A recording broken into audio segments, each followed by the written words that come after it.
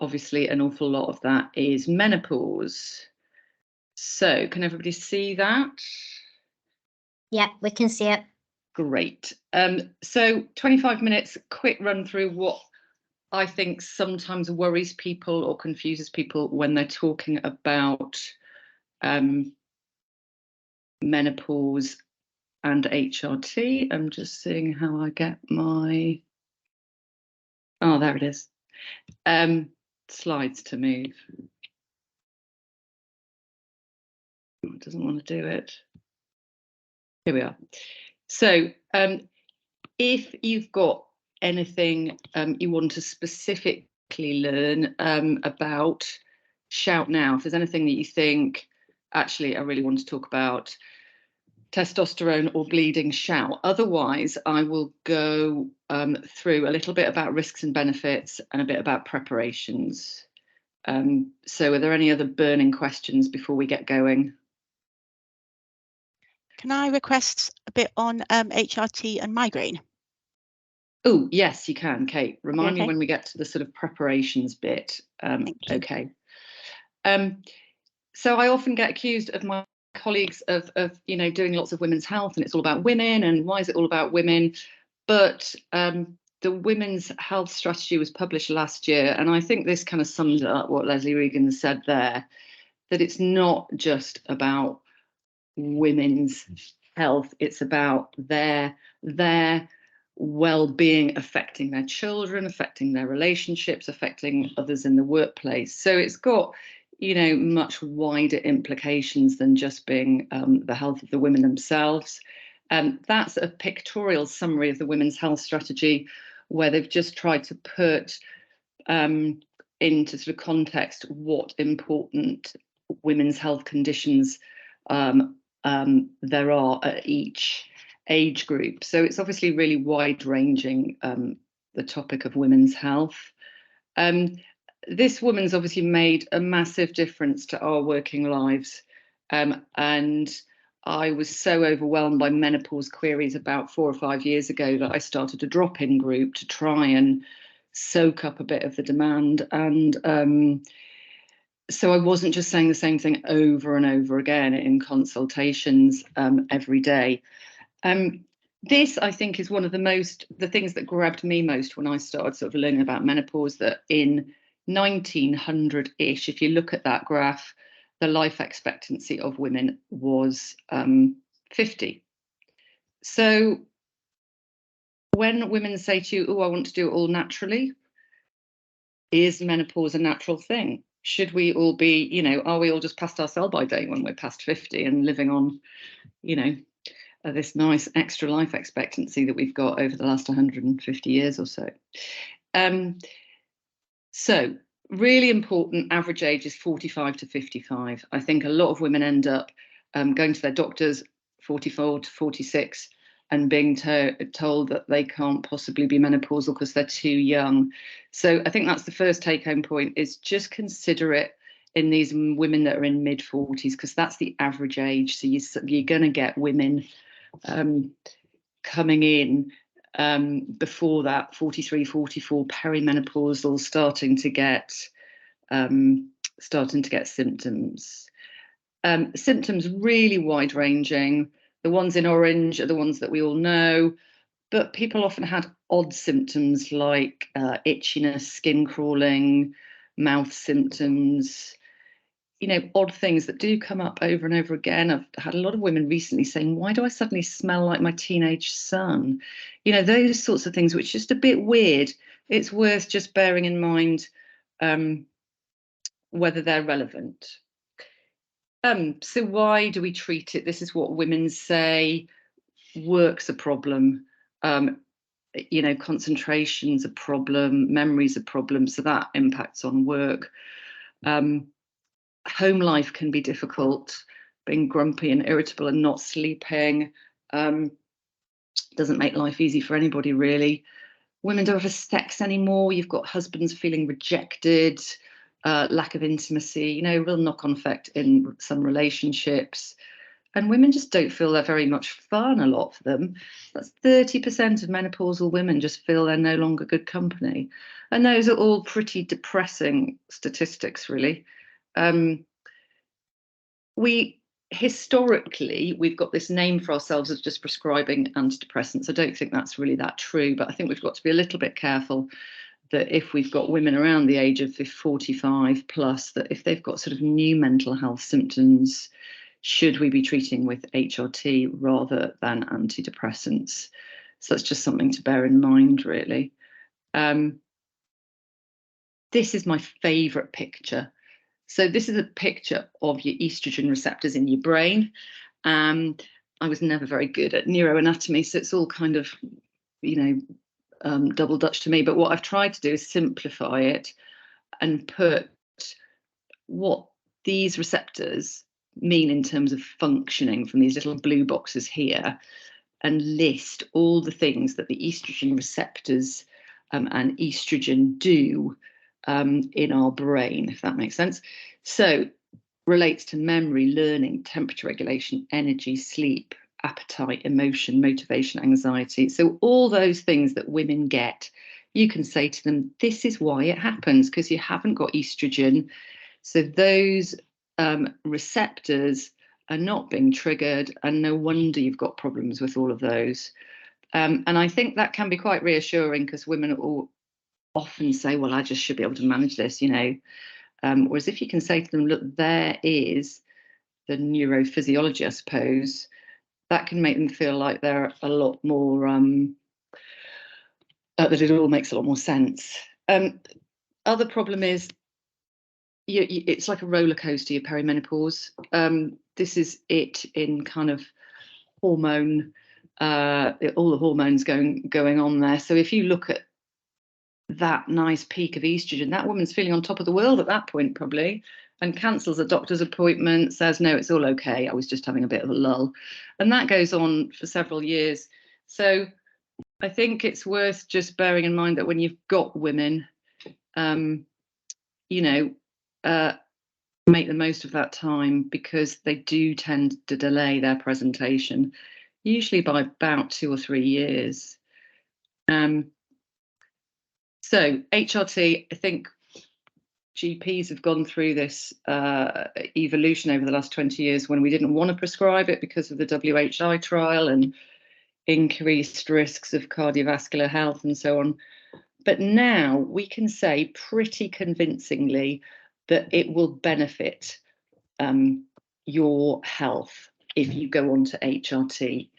It will improve your cardiovascular risks, definitely improve risk from osteoporosis, possibly even dementia. And that's before we start to think about your symptoms.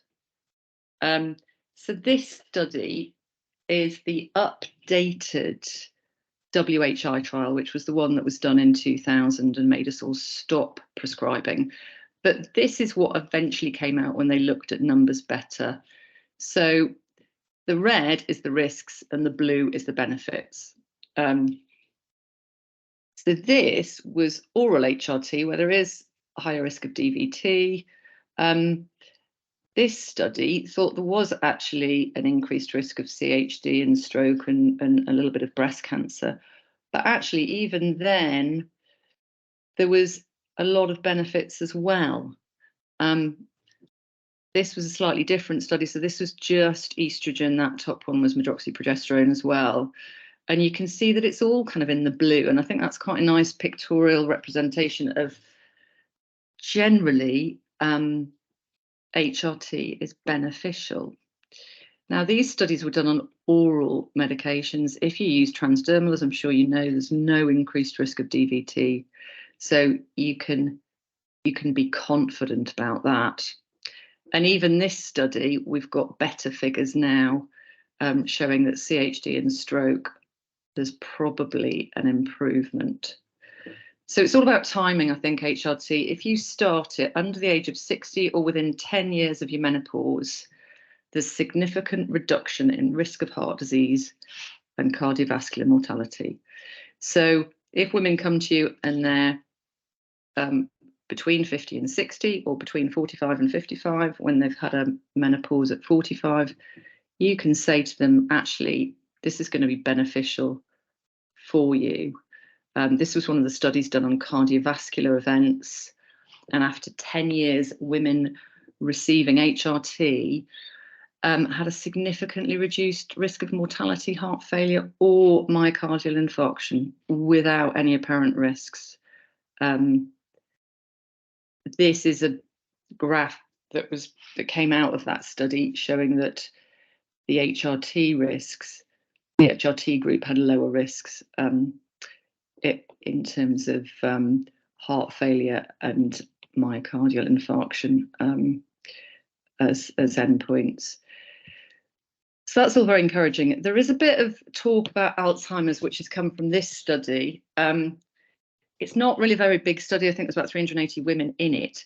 But what it does show nicely is if you look at that graph there, these are just women and men and their risk between the ages of 65 and 100. The change in their hazard, they call it in the study, of getting Alzheimer's. Okay, so obviously their risk goes from being close to 0 when they're 65 up to kind of 1 in 10 when they're 90. If they're on HRT, these women here have been on HRT less than 3 years. These women here have been on it between 3 and 10. Those women there have been on it for 10 years. So you can see that the longer they're on HRT, actually I've done that the wrong way around, the longer they're on HRT, the lower their risk. It becomes close to men. So sorry, those are the ones that weren't on it for very long, and those are the ones who are on it for 10 years. So that's why in Davina's program she mentioned reduced risk of Alzheimer's, but there's not a lot of data, so we can't get too carried away about that. Osteoporosis, really important. We know that. We know it's really common. And we know that it's very common in women. So should we be using HRT in the management of it? It's a bit woolly, the guidance. Between 50 and 60, it's probably better than bisphosphonates. And beyond that, they're probably on a bit of a par. But it's a bonus if you've got somebody who's got a strong family history of osteoporosis and they've got menopausal symptoms. It's another thing to take into account when prescribing. This study is really interesting. It covers lots of different areas, and they say overall the benefit risk profile supports HRT treatment less than 10 years after the menopause, that we've already said. So that's the kind of, it's a fairly clear message. The risks: if you give women transdermal HRT, there is no increased risk of DVT. Even if they've had a DVT in the past, you can still use it. If they've got family history, you can use it. So you just don't have to worry about DVT risk when you're using transdermal preparations. Breast cancer risk we'll talk about, and then the longer term risks it's a bit woolly. We don't know how long we should continue women on HRT for, so that is a bit of a problem. This is from the Women's Health Concern website, which is a brilliant website, and this is what I show women who come to the clinic. I've got this poster outside the clinic door. It's a little bit out of date, but it's generally about right. These are women between 50 and 60. 23 women in 1,000 develop breast cancer. There's 3 or 4 more if they're on HRT. This probably is out of date. If they're on estrogen only HRT, there probably just isn't an increased risk. On the pill, there's a bit of an increased risk. 2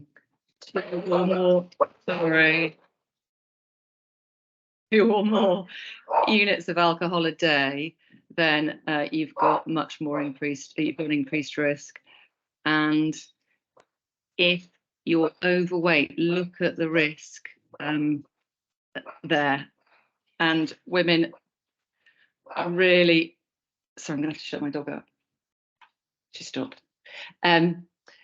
So women are often quite shocked to see that if they reduce their weight, if they do more exercise, they've got a real influence over their breast cancer risk, which is much greater than if they're going on HRT. So I think those are really important to bear in mind and to go through women, so they're not thinking of HRT as this thing that is a massive risk compared to other things. Women think that they're going to die of breast cancer.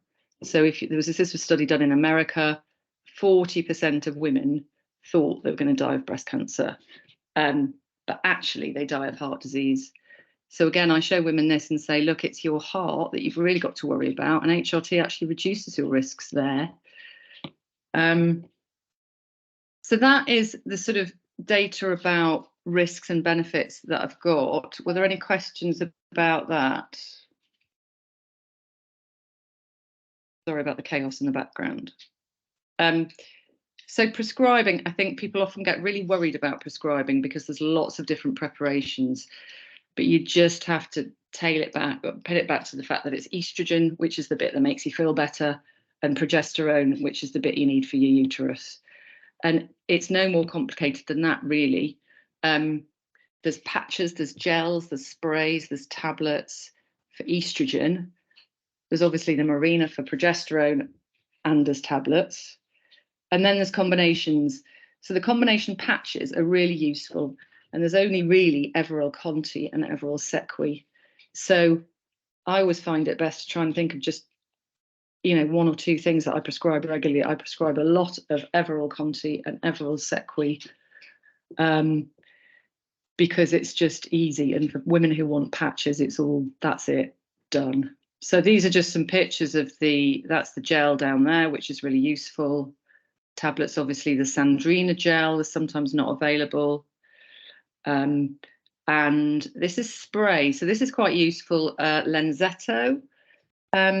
And it looks a bit like an inhaler. You press it on your arm like that woman there's doing, and then you release a squirt. And that's quite good for women that have got sensitive skin. I had a woman in with psoriasis the other day. She had psoriasis like everywhere, but her forearms were really clear. So we used that because she had DVT risk factors. So we didn't really want to give her oral.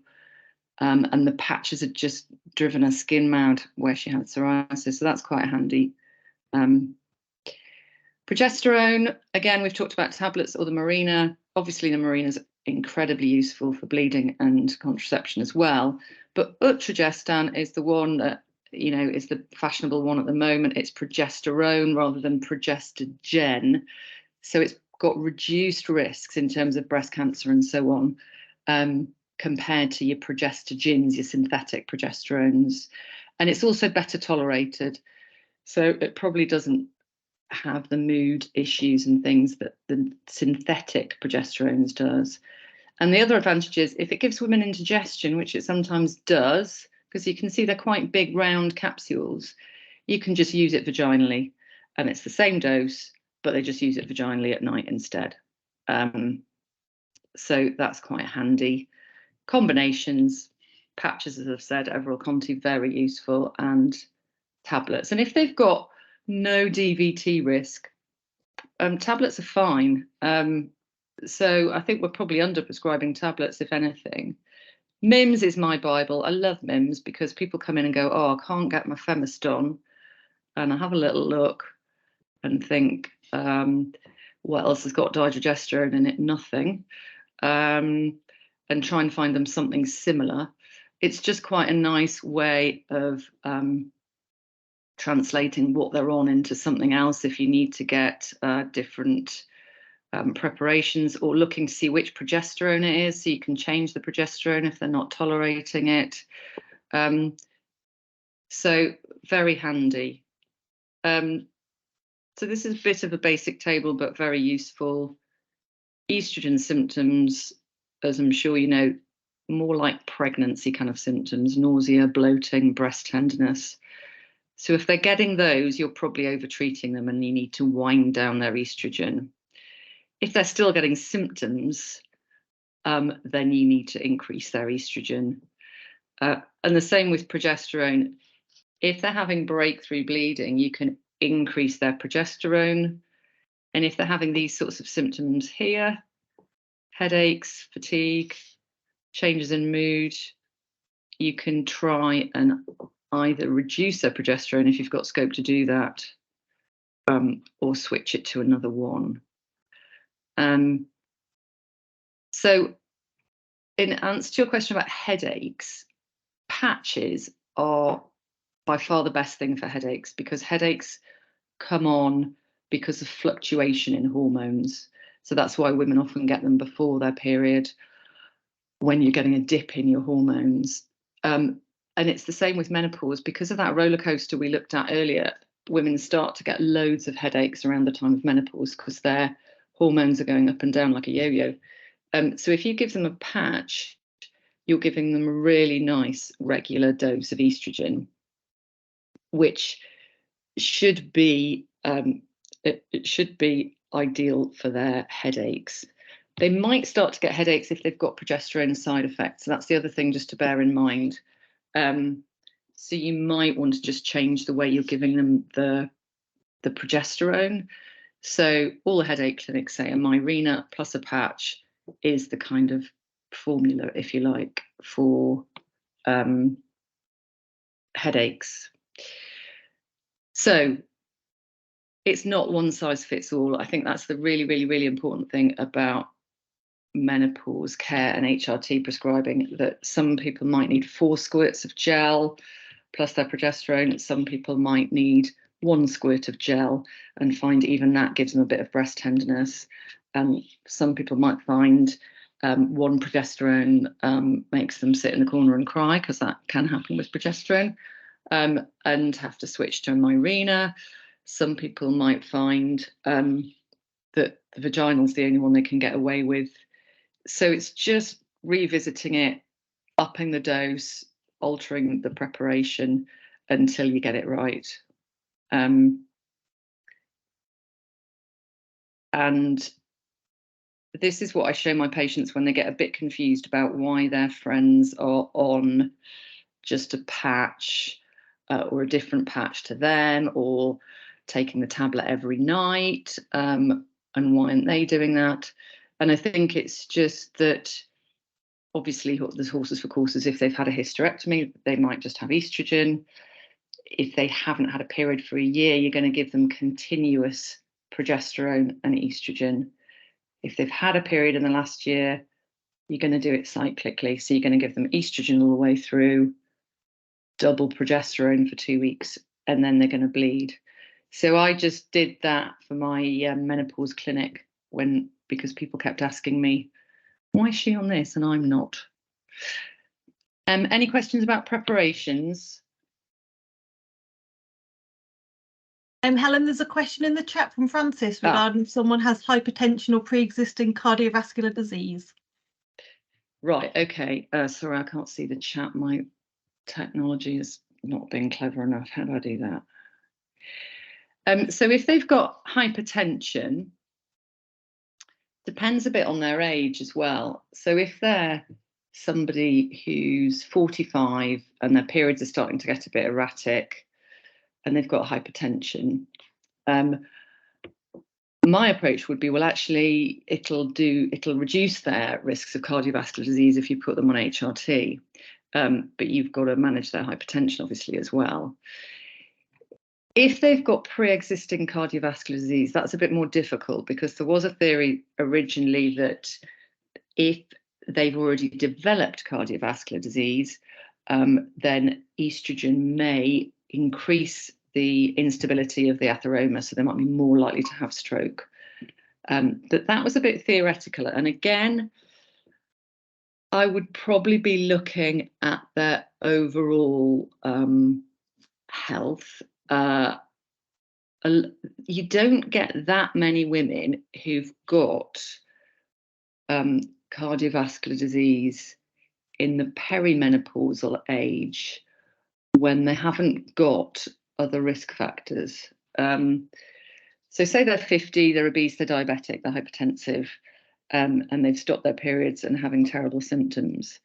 I would still treat them. I'd give them transdermal. I would give them a low dose, and I would give them try and encourage them to have a marina. I don't have a problem with that. I think if they're 60 and you're thinking, oh, they're sort of at the point where I'm not going to give them any benefits, and I might actually, there was some work done a long time ago that suggested their risks were increasing, I would probably avoid it. Does that answer the question? Is there anything else in the chat? Because I don't seem to be able to have brought it up. That's everything in the chat, Helen. Thank you. Fine. I haven't put anything in the chat, but can I just go back to the thing you said about headaches there for a minute, Helen? Yes.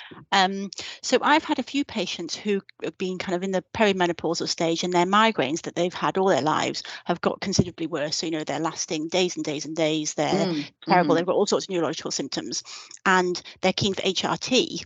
Now, somebody like that you wouldn't give a combined pill to, but it seems as if you would give HRT to. Is that right? No, that's a really good point. So yes, you can give them HRT is the short answer.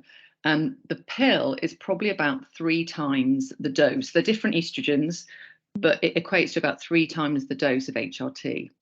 So you don't have to worry about the migraine with aura risk that you do with the pill. And so you can give them HRT. Transdermal, as I said, is lower risk and is not giving them the same fluctuations. But yeah, you can give them it. Okay, thank you. It does seem to work. Yes. I mean, I think it's because of those fluctuations that, if you flatten out the fluctuation, and I think that really helps if I'm prescribing generally. If I say, look, a few years ago I was giving you a pill, and now we're thinking about giving you something that's a third of the dose of that. That kind of reassures women a lot of the time. I realise I've got to shut up in a minute, but I love this picture. It's my second favourite picture. This is a pre-menopausal uterus and vagina, and this is it without estrogen, which is a very sad state of affairs, really. There's no give, there's no way of it producing fluid, not only for in order for your sexual function. I think I'm going to put her upstairs next time. But just in order to kind of, people often come and they've got discharge, and why have I got discharge and why am I getting thrush? And I think it's because that sort of self-cleaning part of your vaginal tissue is just gone. So vaginal estrogen, so useful. This is an estering. They're brilliant. You just put them in for 3 months, leave them in, and they're really good with pessaries, actually, ring pessaries. I like a little squidgy ring. That's my hands, so that gives them an idea of what size they are. And if women have got arthritis or just find the gels, the creams or the pessaries messy or difficult, you can just give them an estering. They're sort of, we call them a calamari in my HRT group, because that's the kind of, they're that floppy, but they can be a bit difficult to get hold of. But vaginal estrogen is so good for bladder function, sexual function, itch, soreness, all that stuff. And I just thought I'd signpost you to the Primary Care Women's Health Forum, because they've got a really good list of top tips on testosterone use for women. So you just need to follow their guidance. If you've got any worries about prescribing testosterone, these are all the different kinds there are. But the Primary Care Women's Health Forum is a really good site. So, as I say, I started a group clinic because they all support each other now. They offer each other advice on which preparation to go for. I think they just come for a bit of a chat half the time.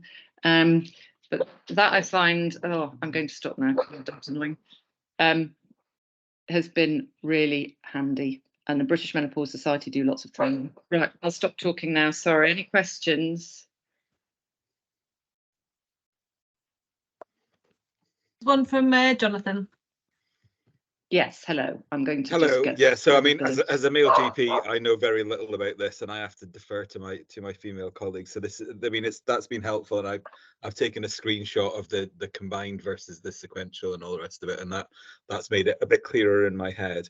I think the only thing I was thinking when you were going through those, oh, when should we or when shouldn't we prescribe, is that for contraception, there's UK MEC, and it's really clear. And then HRT is sort of similar, but why haven't we got something similar where it's just as clear, as in yes, no, maybe? Absolutely, I think that would be brilliant. And in fact, I was talking to somebody the other day and saying, I think it was one of my prescribing nurses who does lots of HRT. We were saying we should just create an HRT MEC. But I think the main thing is that 10 years after your periods stop, under 60, you're probably going to give that woman benefit. I mean, can you imagine if you prescribed sertraline for somebody's symptoms and you said, oh, this is actually going to be better for your cholesterol than a statin would be? Because that's what, that's what some figures are quoted as, that HRT is better at cardiovascular prevention than statins are for women at that age. So yeah, I think the thing is not to be afraid. I think it is difficult when they're sort of got cardiovascular disease and they've already had events, but it's just looking at their overall potential for risk and benefit, I suppose.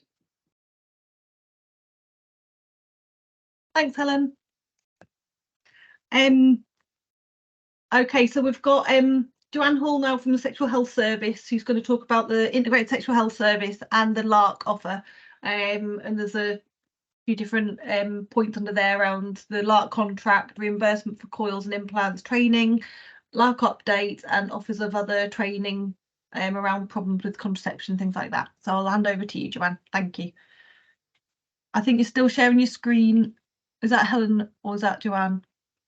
I think it's me. I'm just. Oh, that's okay then. Sorry, I'll go back to that. Volume on screen. Oh, Claire, you're gonna have to help me. Claire's come to help me. They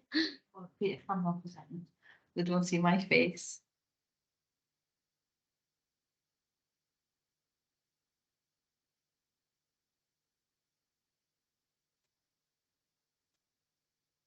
There we go, that's perfect.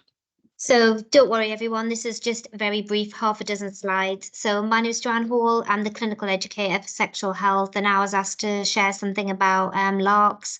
So I think everyone that's on the call's already already brainwashed in this, but I just thought I'd share some things. Obviously, we're trying to increase the uptake for. You've gone on to. Yeah, I've done it now. Yeah. So we're just trying to increase the uptake in LARCs. So I'm not meant to share this, but we've actually got a really long waiting list for coil fitting and things. So we're trying to encourage people in the community to do some of the LARC things as well. I can't move this along, Claire. Is it just with the arrow? Mm-hmm. So why does that not go? At the bottom. Sorry. My mouse isn't very good. No. Just with the left mouse? Either just go with. All right, okay. So we're just sexual health. We're a level 3 service. We're a hub and spoke model. Our hub for Northumberland is in Blythe. We've got another clinic in Shire Moor. The spokes are at Berwick, which are the 2nd and 4th Monday. Annex the 1st and 3rd Tuesday. Hexham, we're every Friday. So I just wanted you to see where we are. So because we're a level 3 service, all our services offer the same.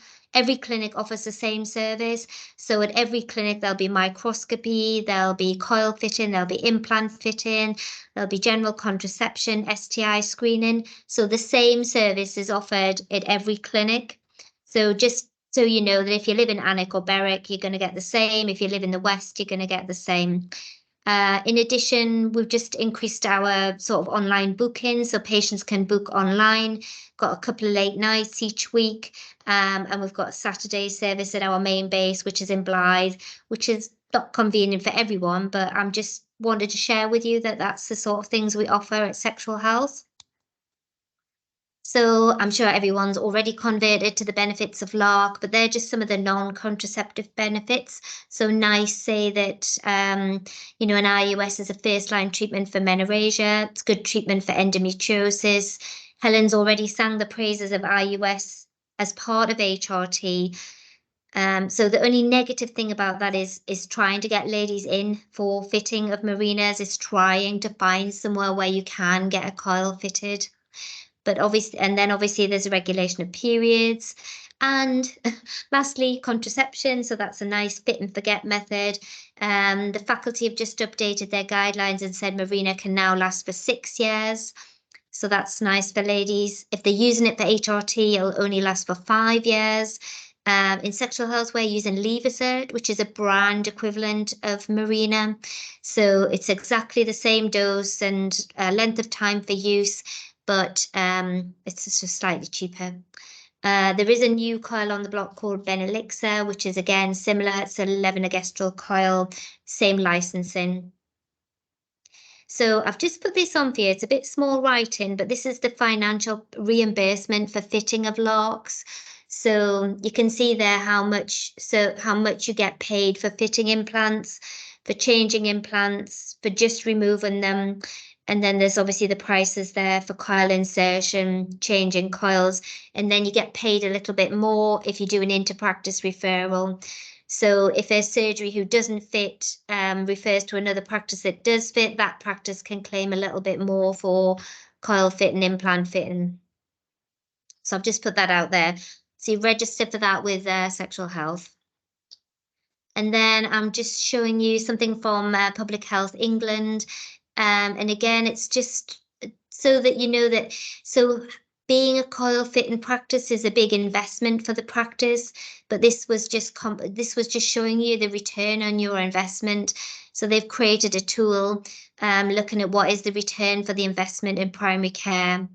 They were also looking at where do women want coils and implants. So if possible, they do want them from their own GP.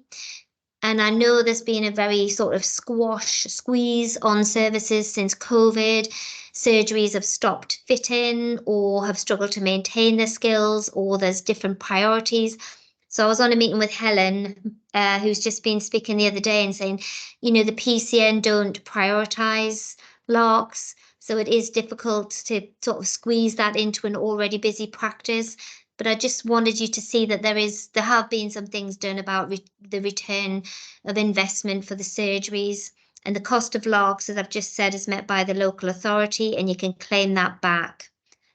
So I'm just putting that out there. So how to get trained? So for implants, we're using one of the faculty trainers from Organon. There's some e-learning to do, an online theory assessment, and then it's usually a day or 2 days in clinic. The faculty trainer comes to clinic, they do model arm training, they do insertions and removals. And if one day is not enough, then she comes back on a different day. She's called Sarah. For coils, we've got a couple of faculty registered trainers at the one-to-one, and so you can either come into Sexual Health to do that, or usually I come out to you. So I'll come to the surgery and I'll train in the surgery. So again, there's the e-learning, online theory assessment, and then it's 4 to 6 weeks of clinic really. So fitting with me, fitting, you observing, then me observing you, and then just me being there while you get confidence in fitting. So that usually takes about 4 to 6 weeks for doing that. Who can train? So the GPs can train. We've just trained a GP trainee up for NPC, Rachel Coates. You might have a nurse practitioner or practice nurse that wants to train. And then I've just put the note on the bottom there. If you come to Sexual Health for training, you do require an honorary contract to work in Northumberland Healthcare. And I only put that in, which is not a problem. It's just that it takes ages. HR in Northumberland Healthcare, it just takes forever to get anything done. So the other things we offer LARC updates. So they're offered over the course of the year. Sometimes I offer them at NSEC on a Saturday. I've done some evening sessions in the West. I've done evening sessions in the North. So I usually try and bring up what's new, what's changed. We do some case studies and the practical application. I've done some work with Cramlington Medical Group around Cyana Press. I've got some placebo injectables. I've got placebo implants. I've got model arms. There's lots of things that we can do with individual practices or groups of practices. I've done with Kate, I've done time out in the West. So there's lots of things that could be offered that are more bespoke than the things that I do of the rest of the time. So lastly, because I'm from sexual health, I couldn't resist just showing you some of our home testing stuff. So we've got the online booking where you can book easily for just screening, and then we've got the home testing. It's on our website, so that little QR code comes up. You scan the QR code, put in your postal address, and you get your test posted out to you. Just going to show you something else that's it's really loud, sorry, and it just takes a couple of minutes, but I'll just show you that.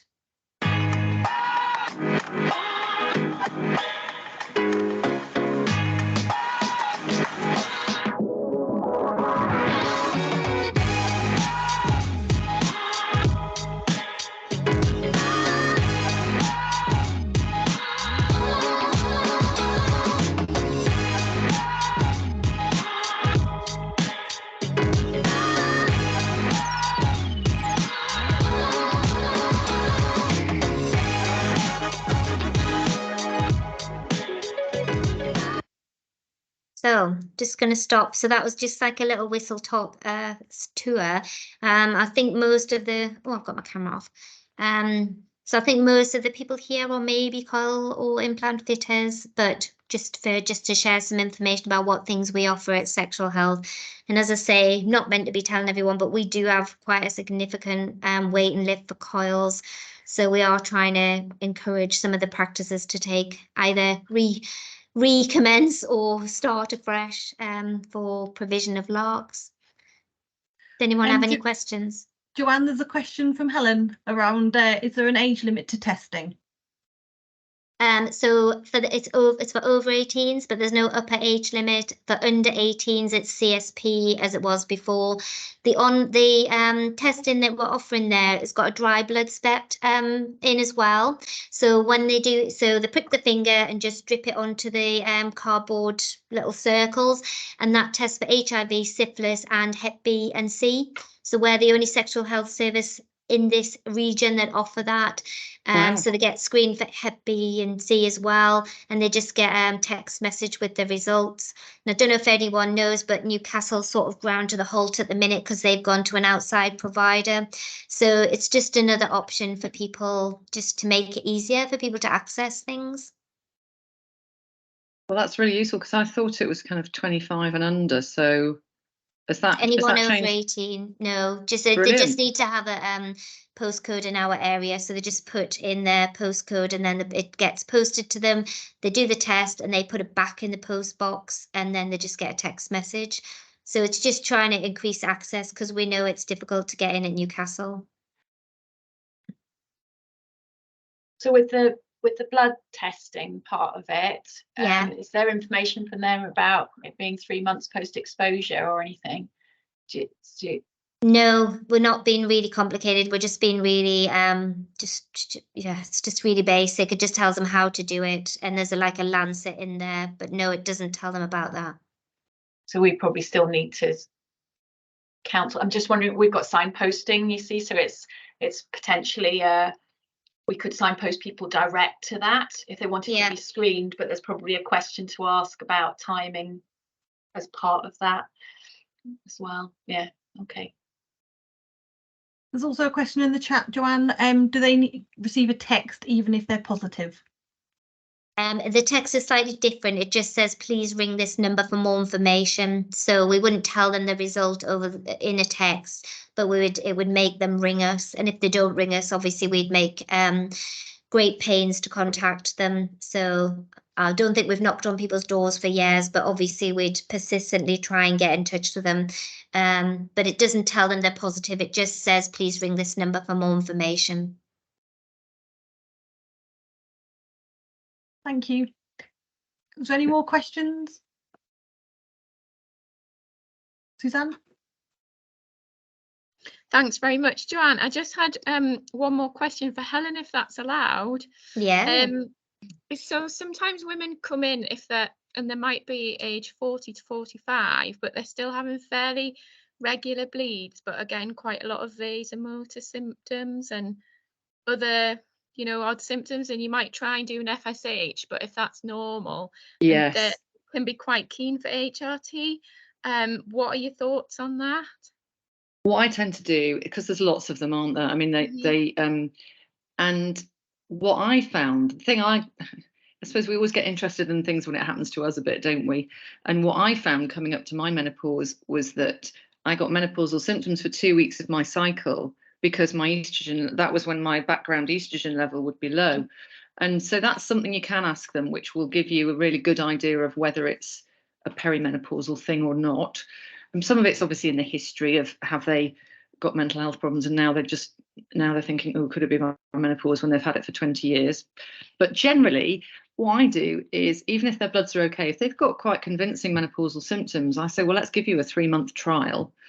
And some of them will come back going, wow, I feel amazing.